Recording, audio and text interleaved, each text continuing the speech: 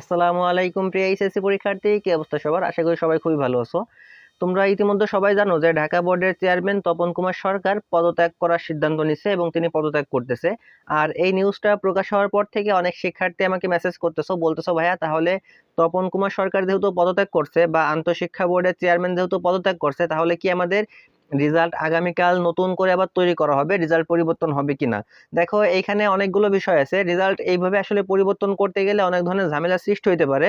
Already কিন্তু তোমরা যারা ফেসবুকে অ্যাক্টিভ আছো তারা কিন্তু দেখতে পাচ্ছ বিভিন্ন গ্রুপে শিক্ষার্থীরা আন্দোলনের ডাক দিচ্ছে নতুন করে। অর্থাৎ যে সমস্ত শিক্ষার্থীদের রেজাল্ট নিয়ে কোনো অবজেকশন ছিল না, যারা রেজাল্ট নিয়ে খুশি ছিল, যাদের রেজাল্ট নিয়ে কোনো অভিযোগ ছিল না, তারা কিন্তু এখন বিভিন্ন জায়গায় পোস্ট করতেছে তারাও আন্দোলনে নামবে যদি নাকি এই রেজাল্ট পরিবর্তন করা হয়। তারা বিভিন্ন জায়গায় পোস্ট করতেছে, এখানে খেয়াল করে দেখো, এখানে কিছু পোস্টের দিকে খেয়াল করো, এখানে কিন্তু দেখো তারা ডাক দিচ্ছে, এখানে দেখো অনেকগুলো কমেন্টও কিন্তু হয়ে গেছে, এখানে তোমরা একটু খেয়াল করলেই দেখতে পারবা। মানে বিভিন্ন শিক্ষার্থীরা কিন্তু এখন পোস্ট করতেছে যে এই যে রেজাল্ট যদি পরিবর্তন করা হয় তাহলে তারাও মাঠে নামবে, তারাও আন্দোলন করবে, কারণ তারা চায় না এই রেজাল্ট পরিবর্তন হোক।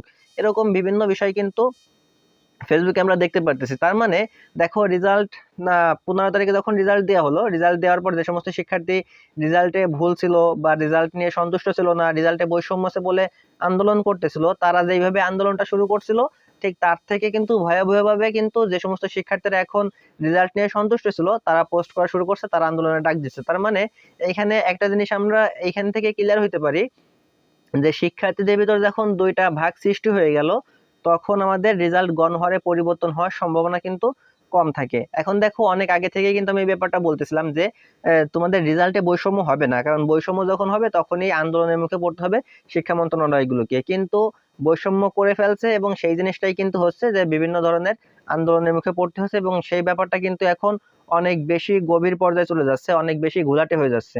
দেখো যে সমস্ত শিক্ষার্থীরা রেজাল্ট নিয়ে খুশি ছিল না তারা আন্দোলন করতেছিল, ঠিক আছে, একটা পর্যায়ে ছিল। এখন আবার যে সমস্ত শিক্ষার্থীরা রেজাল্ট নিয়ে খুশি ছিল তারাও আন্দোলনের ডাক দিচ্ছে। তো এই ক্ষেত্রে আমার কাছে যে জিনিসটা মনে হয় যে গণহারে রেজাল্ট পরিবর্তন না করে শুধুমাত্র যে সমস্ত শিক্ষার্থীর রেজাল্টে সমস্যা আছে, যে সমস্ত শিক্ষার্থীর রেজাল্টে বৈষম্য আছে বা ভুল আছে, শুধুমাত্র সেই সমস্ত শিক্ষার্থীর রেজাল্ট পরিবর্তন করার জন্য একটা ব্যবস্থা গ্রহণ করলে আমার মনে হয় ভালো হয়। এখন শিক্ষা বোর্ডগুলো কি ধরনের ব্যবস্থা গ্রহণ করবে সেটা এখন আমরা কেউ জানি না, এটার জন্য আমাদের কালকে অপেক্ষা করতে হবে। তবে আমরা যে জিনিসটা বলতে পারি, যে জিনিসটা ধারণা করা হয়, যে শিক্ষা বোর্ড আসলে এরকম কোনো সিদ্ধান্ত নিবে না যে সিদ্ধান্তের কারণে টোটাল সবার রেজাল্ট পরিবর্তন করা হয়। কারণ দেখো একবার কিন্তু আনুষ্ঠানিকভাবে সারা বাংলাদেশে সবার রেজাল্ট প্রকাশ করা হয়ে গেছে। তো সেই ক্ষেত্রে শিক্ষার্থীরা যতই আন্দোলন করুক, সেই ক্ষেত্রে গণহারে সবার রেজাল্ট পরিবর্তন করাটা আসলে সম্ভব হয় না। তারপরেও অসম্ভবকে সম্ভব করা হইতে পারে, তবে আমাদের যতটুকু ধারণা, তো সেই ক্ষেত্রে সবার রেজাল্ট পরিবর্তন না হওয়ার সম্ভাবনাই কিন্তু বেশি। তবে হ্যাঁ, রেজাল্ট পরিবর্তন হবে, যেহেতু আন্দোলন হচ্ছে এবং শিক্ষার্থীদের উপর হামলা করা হয়েছে, শিক্ষার্থীরা আবার শিক্ষা বোর্ডের ভিতরে প্রবেশ করছে, যেহেতু আন্দোলনটা এখন বিরাট একটা পর্যায়ে পৌঁছে গেছে, সেহেতু রেজাল্টের পরিবর্তন হবে।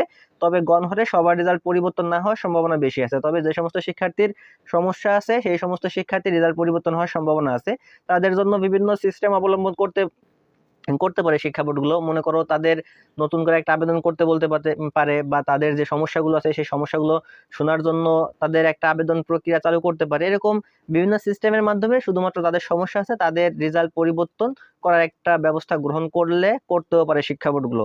যদিও এখনো এই বিষয়গুলোতে আমাদের সাথে শিক্ষা বোর্ডের কারো কথা হয় নাই, বা শিক্ষা বোর্ডের সাথে সংশ্লিষ্ট কোনো ব্যক্তিদের কাছ থেকেও আমরা কোনো তথ্য পাই নাই, তার কারণে এই জিনিসগুলো নিয়ে এখনো আমরা সঠিক কোনো সিদ্ধান্ত দিতে পারতেছি না। তবে আমাদের যে জিনিসটা মনে হয় আমরা তোমাদের সাথে সেই জিনিসটাই শেয়ার করার চেষ্টা করলাম, যে যেহেতু আন্দোলনের দুইটা পক্ষ সৃষ্টি হয়েছে, সেহেতু সবার রেজাল্ট গণহারে পরিবর্তন না হওয়ার সম্ভাবনাই বেশি। আর যদিও পরিবর্তন হয় তাহলে সেটা হবে আসলে অসম্ভবকে সম্ভব করা, কারণ এইটা আসলে করা সম্ভব হয় না। তবে হ্যাঁ, রেজাল্ট পরিবর্তন হবে, যে সমস্ত শিক্ষার্থীর রেজাল্টের সমস্যা আছে তাদের রেজাল্ট পরিবর্তন হওয়ার সম্ভাবনা আছে। এখন সেটা কোন পদ্ধতিতে করবে সেটাই দেখার বিষয়। দেখো এখানে একটা জিনিস তোমাদের ক্লিয়ার করি, তোমরা যদি আমাদের ভিডিওতে কমেন্ট করো, কমেন্ট করে তোমাদের মতামতগুলো জানাও, তাহলে আমরা তোমাদের মতামতের ভিত্তিতে তোমাদের প্রয়োজনীয় ভিডিওগুলো সবার সামনে তুলে নিয়ে আসতে পারি, তোমাদের প্রয়োজনীয় যে ভিডিওগুলো আছে সেই ভিডিওগুলো তৈরি করতে পারি। তাই তোমাদের যে মতামত আছে, তোমাদের যে প্রশ্নগুলো আছে সেগুলো অবশ্যই কমেন্ট বক্সে জানাবা। কে কোথা থেকে ভিডিও দেখছো সেই জিনিসটাও কমেন্ট বক্সে জানাবা। আর চ্যানেলটিকে সাবস্ক্রাইব করা না থাকলে চ্যানেলটিকে সাবস্ক্রাইব করবা, এবং যার যার কাছে এই ভিডিও শেয়ার দেওয়ার মতো তাদের কাছে ভিডিওটি শেয়ার দিয়ে ভিডিওতে একটি লাইক দিয়ে দিবা।